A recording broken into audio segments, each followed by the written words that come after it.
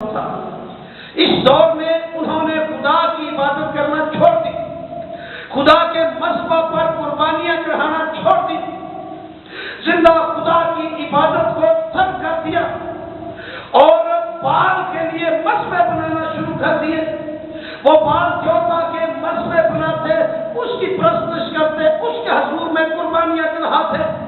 بلا کر خدا نے ایک غیرت مند شخص ایلیا مرد خدا کو اٹھایا۔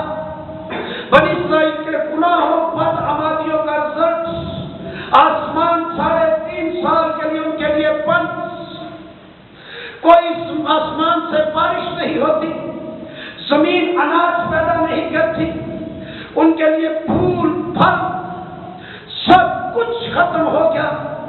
گویا ایک مدت سے موسم بہار کا کبھی انہوں نے لطف نہیں دیا تھا۔ ایک طویل ترین خزاں میں وہ زندگی بسر کر رہے، لیکن ایلیا مرد خدا نے وہاں پر بال کے پجاریوں کو چیلنج کیا۔ کوہ کرمل کی چوٹی پر ایک سجایا گیا بہت بڑا میدان، جہاں پر یہ مقابلہ تھا۔ ایک طرف ایلیا تن تنہا، دوسری طرف بال کے جھوٹے 400 نبی، رات کے 450 جھوٹے نبی بھی بال کی طرف سے ان کے ساتھ، ایک طرف 850 نبی کہلانے والے جھوٹے لوگ، دوسری طرف سے خدا کے مذبح پر جھکنے والا، خدا کے مذبح پر آنے والا، اس کی پرستش کرنے والا اکیلا تنہا لوگ۔ ایک طرف 850 لوگ جو ہے وہ، لیکن ایلیا اکیلا ہی 850 سے بھی زیادہ زور آور تھا، کیونکہ خدا کے مذبح کے پاس ٹھہر نہ تھا۔ وہاں پر کام شروع ہوا، مقابلہ شروع ہوا۔ پہلا موقع بال کے پجاریوں کو دیا گیا کہ آپ اپنے مذبح پر قربانی چڑھائیں، اپنے دیوتا کو پکاریں، جس کا خدا آگ کے ساتھ جواب دے، آسمان سے آگ جس کے لیے نازل ہو جائے، اس کا خدا زندہ خدا ہے، سچا خدا ہے۔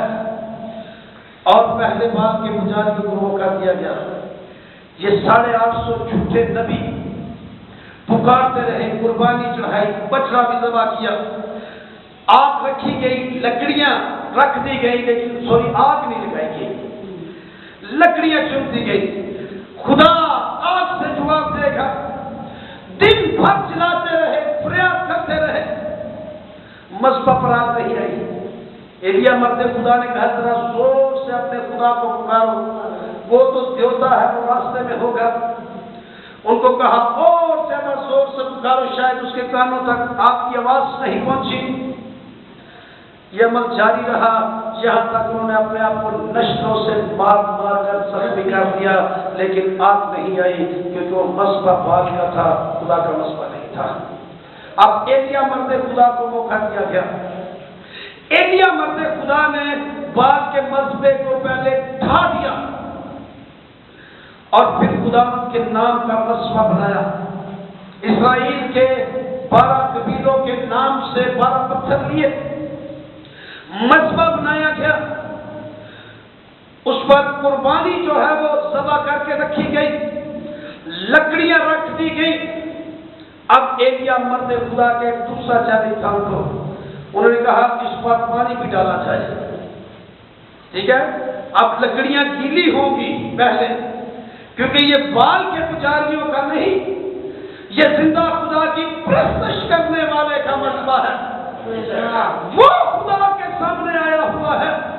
اس نے کہا ان پر پانی ڈالا جائے، لکڑیوں پر اور قربانی پر پانی ڈالا گیا۔ اس نے کہا پانی دوسری دفعہ بھی ڈالا جائے، دوسری دفعہ بھی پانی ڈالا گیا۔ اس نے کہا ایک دفعہ اور پانی ڈالا جائے۔ لوگ پانی ڈالا کر ڈالتے جا رہے تھے، مذبح کے چوگرد کھائی کھودی گئی تھی، وہ پانی سے بھر گئی، مذبح تک پانی پہنچا، پلا کر قربانی اور لکڑیاں بھی پانی سے ڈوب گئی اور اوپر پانی ہی پانی ہے۔ اب ایلیا مرد خدا جس نے خدا کے نام کا مذبح بنایا ہے، جو زندہ خدا کے مذبح کی اہمیت سے واقف ہے، اس کی دعا یہ سنیے۔ بال کے پجاری گھنٹوں گھنٹے دعا کرتے رہے، پکارتے کہ اے بال ہماری سن، کوئی جواب نہیں ملا. کئی گھنٹے کرتے رہے لیکن خدا کے مصباح کے پاس رہنے والا شخص، خدا کے مصباح کی اہمیت کو جاننے والا ایلیا مرد خدا گھنٹوں کی دعا نہیں کرتا، صرف چند سیکنڈ کی دعا. بعض علماء بتاتے ہیں کہ 30 سیکنڈ کی اس نے دعا کی. ایک ہی دعا تھی اس کی. اس نے کہا کہ اے خداوند آج یہ ثابت ہو جائے کہ اسرائیل میں تو ہی واحد قدوس اور سچا خدا ہے. ابھی یہ تم نے کہے تھے کہ آسمان کھلا، آج آسمان سے نازل ہوئی مذبح پر قربانی، لکڑیاں، مذبح کے پتھر اور سارے پانی کو آگ نے چٹ کر دیا کیونکہ وہ زندہ خدا کا مذبح. سو زندہ خدا کے مذبح کی اہمیت یہ ہے کہ خدا اپنی آسمانی آگ کو بھی نازل کرتا ہے، بلیسنگ دیتا ہے. مذبح کی قدر کیجئے، مذبح کے پاس آئیں، مذبح پر اپنے بچوں کو لے کر رہیں. 2 فائدے آپ کو مذبح کے بتانے لگا ہوں، جو تو بے شمار فائدے ہیں. جب ہم خود بھی مذبح کے پاس آتے ہیں، بچے بھی خدا کے مذبح کے پاس رہتے ہیں، تو 2 بڑے فائدے جو پرندوں کو بھی ملتے تھے ہم کو بھی ملیں گے. ٹھیک ہے، پرندے بھی خدا کی مخلوق ہیں، ان کو بھی یہ فائدے ملتے تھے جو ہزاروں سال پہلے پرندوں کو فائدے ملتے تھے. وہ فائدے آپ کو بتانے لگوں، آپ کو بھی ملیں گے اگر خدا کے مذبح کے پاس خود بھی ہوں گے اور بچے بھی خدا کے مذبح کے پاس ہوں گے. پہلا فائدہ ان پرندوں کو ملتا تھا تحفظ، سیکیورٹی. خدا کی مذبح کے پاس تحفظ ان کو ملتا تھا. کیوں؟ کیونکہ وہاں پر خدا کے مذبح کے پاس کوئی عام شخص وہاں جا ہی نہیں سکتا تھا. وہی سنجیدہ لوگ جو قربانی چڑھانے کے لیے جاتے ہیں. ٹھیک ہے، کوئی پہلی بات شرارتی بچوں سے تحفظ ان کے بچوں کو ملتا تھا. آپ کو پتا نا شرارتی بچے کیا کرتے تھے؟ چاہے وہ دوسرا دیکھ لیں، پہلے تو منڈے ہی نکال کے لے جاتے ہیں. ٹھیک ہے، تجھے پتہ نہ چلے، تھوڑا دیکھ پتہ چلے تو بچے اندر ہوں تو بچے کر کے رہ جاتے. لیکن خدا کے مذبح کے پاس جب ان کے بچے بھی ہیں، خود بھی ہیں، یہاں سے کوئی شرارتی بچہ ان کے بچوں کو نہیں نکال سکتا، ان کے انڈوں کو نہیں دے سکتا، کیونکہ وہاں پر لوگ جاتے ہی اور جو ہے وہ کام کے لیے، سنجیدہ کام، قربانی چڑھانے کے لیے. اور پھر دوسری بات، ان کے بچوں کو تحفظ ملتا تھا. یہ جو وحشی پرندے ہیں نا، ان سے عقاب ہے، چیل ہے، گدھ ہے، کوا ہے، یہ بھی چھوٹے چھوٹے بچوں کو پرندوں کو اٹھا کر لے جاتے ہیں. وہاں وہ بھی نہیں آ سکتے تھے، لہذا ان کے بچے خدا کے مذبح کے پاس بڑے محفوظ پرورش پا رہے تھے. اور عزیزو دور حاضر کے اندر آپ یہ دیکھیے کہ انسان کو سب سے زیادہ عدم تحفظ کا سامنا ہے. ہمارے ارد گرد دہشت گردی، لڑائیاں، جھگڑے، خودکش حملہ جات کی بھرمار. انسان گھر سے نکلتا ہے اور اسے یہ خبر نہیں ہوتی کہ وہ شام کو صحیح سلامت واپس آئے گا یا نہیں. انتہائی افراتفری کا دور. ایسی صورتحال میں جب ہم خدا کے مذبح کے پاس رہیں گے، شرارت کی کوئی روحانی فوج جو ان پرندوں کی مانند آسمانی مقاموں پر رہتی ہے، نہ ہمیں اور نہ ہمارے بچوں کو چھو سکے گی. نہ کوئی شرارت کرنے والے مذہب پسند، انتہا پسند لوگ جو طرح طرح کے خودکش حملہ ور تیار کرتے ہیں، نہ وہ شرارتی ہمیں کچھ نقصان پہنچا سکیں گے، اور نہ فضا میں رہنے والی تاریکی کی قوتیں کسی انسان کو نقصان پہنچا سکیں گی اور ہمارے گھر میں کسی طرح میں نہیں گے. ورنہ بچوں کو وہ پہلے ہی بوجھ لیتا ہے. ابلیس مکار ہے. اور پھر وہ کیا کام اچھے مسیج گرد گرد پھرتے ٹوٹے لوگ کا شکل ہے. خود بھی خدا کے مذبح کے پاس رہے، بچوں کو بھی خدا کے مذبح کے پاس رکھے. یہ پہلا فائدہ ملے گا آپ کے بچوں کو، آپ کو تحفظ ملے گا. دوسرا فائدہ، نئی زندگی ملتی ہے. پہلا سلاطین پہلے بات کی 50ویں 51ویں آیت، کوئی بھی پڑھتے جلدی سے. نئی زندگی وہاں پر مل جاتی ہے. خدا کے مصباح کے پاس رہنے سے، خدا کے مصباح کے پاس آنے سے۔ ہاللیلویا۔ پہلا باب 50ویں 51ویں آیت۔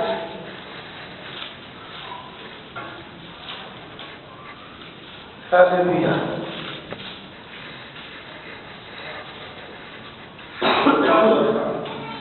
اور دنیا سلیمان کے درخت سے ڈر کے مارے اٹھا اور جا کر مصباح کی سینگ پکڑ لی، جا کر اس نے مصباح کے سینگ پکڑ لیے، اور سلیمان کو یہ بتایا گیا کہ دیکھ ادونیا سلیمان بادشاہ سے ڈرتا ہے، ادونیا سلیمان بادشاہ سے ڈرتا ہے، کیونکہ اس نے مصباح کی سینگ پکڑ رکھی ہے، اس نے مصباح کے سینگ پکڑ رکھے ہیں، خدا کے مصباح کے پاس وہ چلا گیا ہے، اور کہتا ہے کہ سلیمان بادشاہ آج کے دن مجھ سے قسم کھائے کہ وہ اپنے خادم کو تلوار سے قتل نہیں کرے گا، وہ اپنے خادم کو تلوار سے قتل نہیں کرے گا، ورنہ میں مصباح کے سینگوں کو پکڑے رکھوں گا۔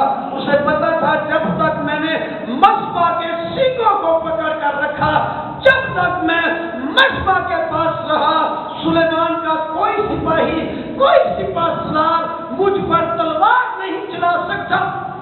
یہ عہد کرے کہ مجھے نہیں قتل کرے گا، پھر میں مصباح سے ہٹ جاؤں گا، ورنہ اس کے سینگوں کو پکڑے رکھوں گا۔ جب تک اس نے سینگوں کو پکڑے رکھا، اسے زندگی ملی رہی، کیونکہ کوئی شخص اس کے ہاتھ سے چھین ہی نہیں زندگی سکتا تھا جب تک اس نے مصباح کے سینگ پکڑے ہوئے تھے۔ بالکل اسی طرح سے عزیزو، ہماری نجات کا سینگ یسوع مسیح ہے۔ جب یسوع کو پکڑ لیتے ہیں، کوئی دشمن ہم پر حملہ آور نہیں ہو سکتا، بلکہ ہم فاتح ٹھہرتے ہیں۔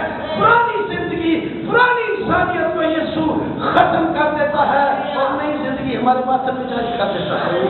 سو اس کے مصباح کو پکڑ کر رکھیے، تھام کر رکھیے۔ اور دنیا کی مسئلہ یہ تھا کہ وہ بغاوت کر رہا تھا۔ ایک باغی شخص جو سلیمان بادشاہ کی سلطنت چھین لینا چاہتا تھا، ظاہر ہے ایسے شخص کو تو بادشاہ قتل ہی کرے گا نا، مارے گا ہی نا، لیکن اس نے دوڑ کر جا کر سینگ پکڑ لیے۔ اس نے کہا بادشاہ جب تک وعدہ نہیں کرتا میں اس وقت تک سینگ ہی نہیں چھوڑوں گا۔ بادشاہ کس طرح مارے گا مجھے؟ جب تک سینگوں کو پکڑے رکھا، زندگی جاری رہی۔ بعد میں دوسرے باب میں لکھا ہوا ہے کہ بلاخر اسے مار دیا گیا۔ سو بتانے کا مقصد یہ ہے کہ خدا کے مصباح پر ہمارے مصباح کا سینگ یسوع مسیح سے تھام کر رکھے، خدا کے مصباح کے پاس رہے، دنیا کا کوئی شخص آپ کے خلاف کام نہیں کر سکے گا۔ سو مصباح کے پاس رہنے کی برکات چند آپ کو بتاؤں گا اور پھر ہم اس کو وائنڈ اپ کریں گے۔ پہلی برکت، جب ہم خدا کے مصباح کے پاس آتے ہیں تو انسان مبارک بن جاتا ہے۔ یہ کہنا مبارک ہے وہ جو سدا تیرے گھر میں رہتے ہیں، کہتے بھی ہیں زبور میں، مبارک ہے وہ سدا تیرے گھر میں جو رہتے ہیں۔ پہلی بات، انسان مبارک بن جاتا ہے۔ دوسری بات، خدا کے مصباح کے پاس رہنے کی برکت، انسان اس کا پرستار بن جاتا ہے، ٹھیک ہے۔ تیسری برکت، خدا کے مصباح کے پاس رہنے سے ہمیں اچھا کی زندگی ملتی ہے۔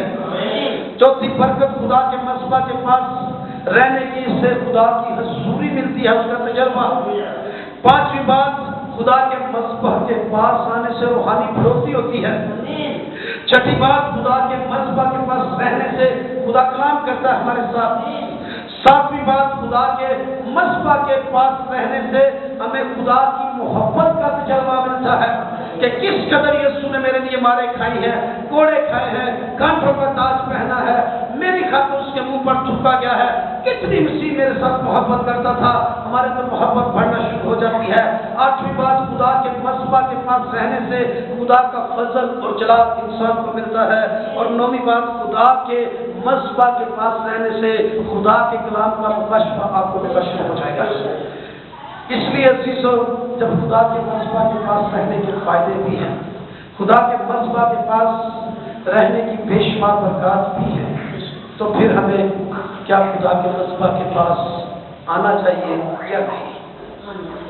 خود بھی، اپنے بچوں کو بھی، اور بچوں کو ساتھ لے کر خدا کے مصباح پر آئیں اور ان کے ساتھ مل کر یہ گائیں، اٹھے رب سے چڑیا نے آگ نہ پایا ہے، بنائی ہونا نے رہن کی جگہ ہے۔ چڑیوں کا یہ گھر، یہ گھونسلہ ایک معیاری مثالی घोंसला था। और हमारा घर जब बच्चे भी खुदा के मज़बा पर होंगे, हम भी खुदा के मज़बा पर, तो मेरी मसीही खानदान हमारा बन जाएगा।